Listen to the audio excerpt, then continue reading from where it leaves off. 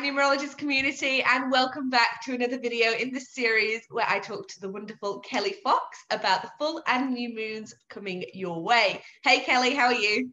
Hi Rose, good, thank you. Now today we're going to be talking about the full moon in Leo on the 28th of January. So tell us, what does this full moon have in store for us? Oh my goodness, okay. So a full moon happens every calendar month, usually once. But last year, I think it was October, we saw two, which is known, the second full moon is known as a blue moon. Mm-hmm. Anyway, so this full moon in Leo is supercharged. So what we all need to do is take care of our ego and know that we are all in this together. So what's going to be really important is finding that balance between our individual selves versus the collective versus our community. Where we fit within our community is going to be super crucial at this time. And, some of us might be finding independence versus dependence within our closest relationships. But really, it's important that we share the credit, that it's not just, don't just hog all the credit or all the kudos. It's important that we really do share. Teamwork at this time is going to be incredibly important.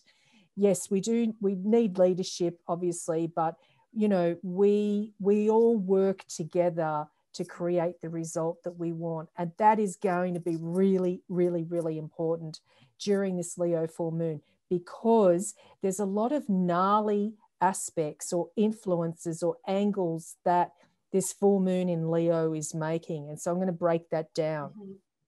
First of all, we've got Mars and Uranus in Taurus. Now, Mars is the planet of the warrior. It's the planet of anger.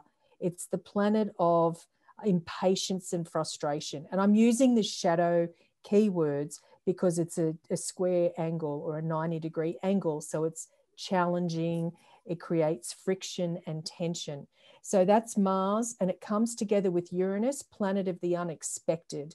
So sudden surprises. So you put those together and people's behavior might not be what we had expected or anticipated. And so emotionally, we're supercharged anyway because it's the full moon. And then when you've got the square angles to Mars and Uranus, there's unexpected friction or things that come up. And then on the other side of that, we've got Jupiter and Saturn in Aquarius.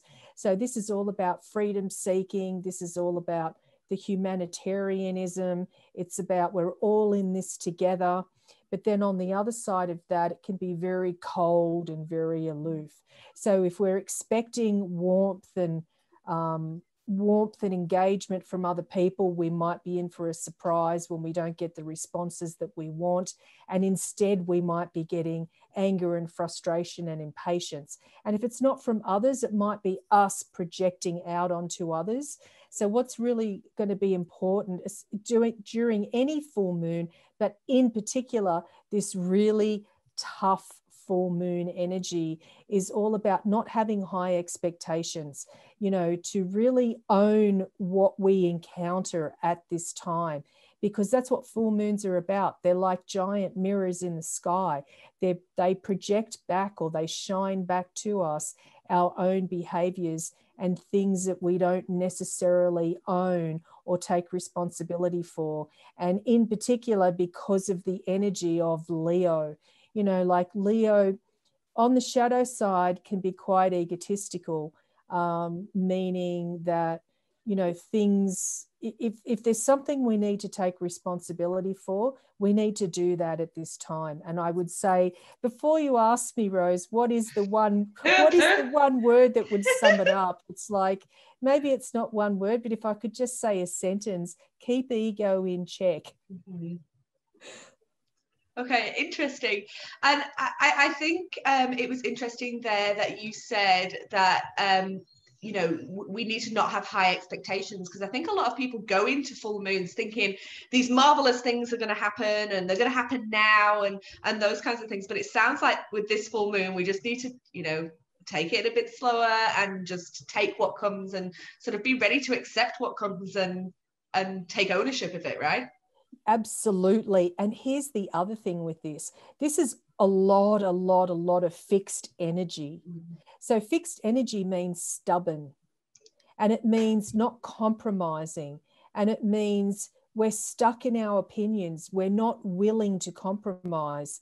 And full moons are like that anyway, about finding the balance. But with all these other planets, you know, going on, basically we've got 2, 4, 6, 8, 2, 4, 6 planets minimum in these fixed signs. That is about digging heels in just for the sake of digging heels in or making a point. So it's going to be super, super important that we be as flexible as we possibly can, as difficult as that's going to be. Which signs are going to find it hardest to do that? The fixed signs, and that's Taurus, Leo, Scorpio, and Aquarius. Yeah. Okay. All right. Cool. All right. Well, thank you so much for joining me once again, Kelli. I can't wait to talk to you again next time. And I can't believe we're already into February next time we speak. So I'm looking forward to that. And I will speak to you soon. Thanks, Rose. Good Thanks, to talk Kelli. to you. You too. Bye. Bye. Thank you so much for watching this video. Make sure you subscribe to the channel for more readings and forecasts every single week. Head to the description now for your free numerology reading and to view our latest blogs.